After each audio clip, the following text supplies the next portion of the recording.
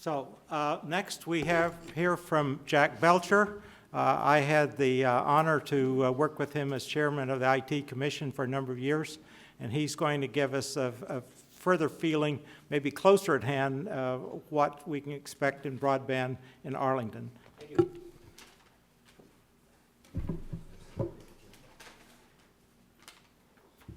Thank you all for inviting me tonight. Well, where are we? We're at the verge of a digital revolution, and it's taken place. We're in the third decade of that digital revolution, and it's having impact in many, many ways today, and it's going to have many, many impact on us in the future. A gentleman at Intel Corporation, Gordon Moore, projected that there's an increase of twofold every year in terms of the power and performance of technology. And he went back 30 years and found that that's been continuing. And you say, well, what does that mean? There's an Indian fable that talks about this gentleman who had developed the chessboard. And he presented it to the Emperor of India. And I find out from my deputy, who was an Indian, he said that must have been many, many years ago. And I said it was. And he said to him, what do you think of this? And the Emperor of India said, this is fantastic, I want this. You can have anything in my kingdom today, no questions asked. And he said, I just want one thing. And he said, what's that? I want a single piece of grain put on one of the squares on the chessboard. And I want you to double that for every square on the chessboard. For those you don't know, and I didn't know this until earlier, there's 64 squares on the chessboard. So what's the total number that comes out of that? 18.4 quadrillion grains of rice. And so when you thought about this a second, the emperor said, well, I'm going to end this. And so he had him beheaded and kept the chessboard. So maybe when I finish this, my boss, the county manager, will say I'm going to behead him. But we're at a digital revolution, and it's happening right now in front of us. Imagine, if you can, 30 Gutenberg moments. The Gutenberg press I'm talking about. Imagine how that changed the world. We could have as many as 30 taking place right now. The whole mindset is changing now in terms of how we do things. It's being turned over topsy-turvy. We used to think that to build an industry, you needed to have people, places, things. It took time to do it. Think about what's the largest taxi cab company in the world today. It's Uber. They do not own a taxi cab. Uber does not own a taxi cab. What's the largest hotel chain in America, in the world today? Airbnb. They do not own a hotel. And that's what's happening around us. Some projections, and I'm going to look a little closer than Victor did. I'm going to come right in the next few years here. What's happening? What do we see happening? The price of solar energy is decreasing at such a rate that what cost $30 in 1984 to produce a kilowatt hour of solar energy now costs less than 15 cents. 15 cents. The oil industry, as you know it now, it's going to go away. So if Tom Whipple was here, I don't see him in the audience, he'd be saying, but what? Is that going to happen? Yeah, it's going to happen. Medicine.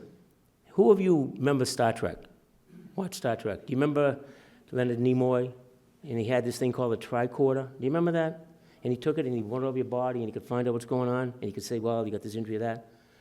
I don't know how many of you know this, but Qualcomm has a $10 million competition going on where they want to find somebody who can invent a device just like that, that's less than 5 pounds, that be consumerized, that could go to a body, be used by someone at home, and they could run it up and down the body and find out whether or not they had certain diseases, what your heart rate was, much of the things that we just heard me talk about.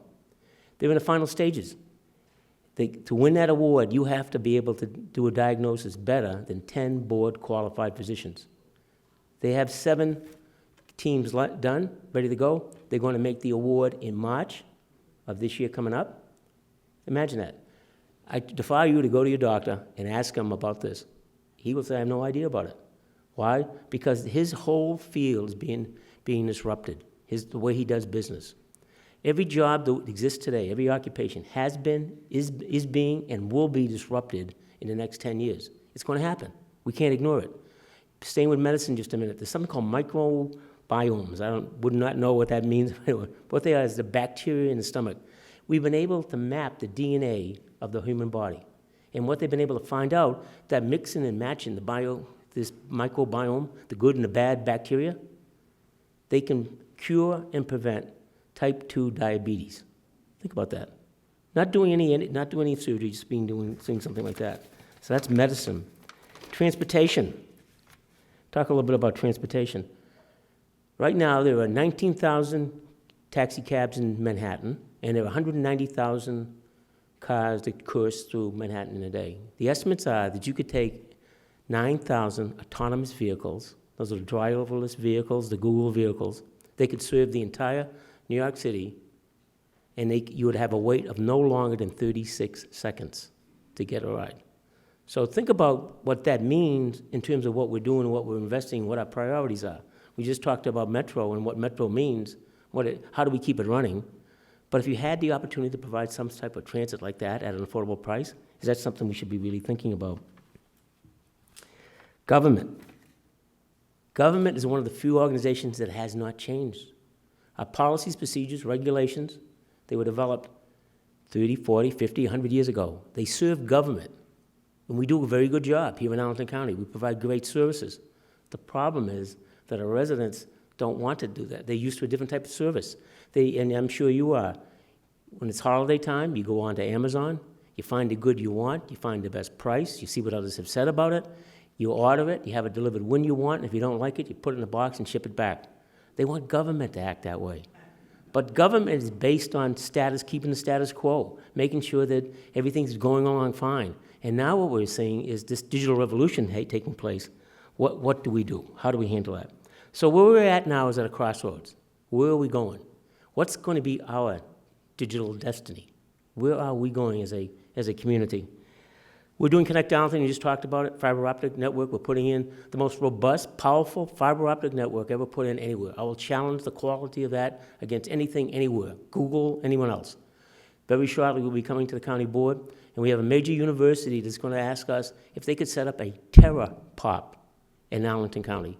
A TerraPop will be 43 links of 100 to 300 gigabits per link coursing out of Arlington County off of the network. Now you say, what's that mean to me? That's 3,000 times what you have at home today, accessing Comcast or Verizon. Just think of the possibilities that are going to come out of that. So we're starting to lay that foundation. The question is, how do we define Arlington's digital destiny? And what we want to do, what I would like to do, is ask your help. The one thing you people have done, you and the people before you don't do the easy. You can figure out anything. If given a challenge, given the roadmap to where to go, you can figure how to get there. So this revolution is happening. We know it's coming. So how can we, as a community, go after that and address that? Because if we don't, things are going to happen that may be good and they may be bad. Security issues, privacy. We were just talking a few minutes ago about education. What could happen there? So with that, that is my speech. Thank you.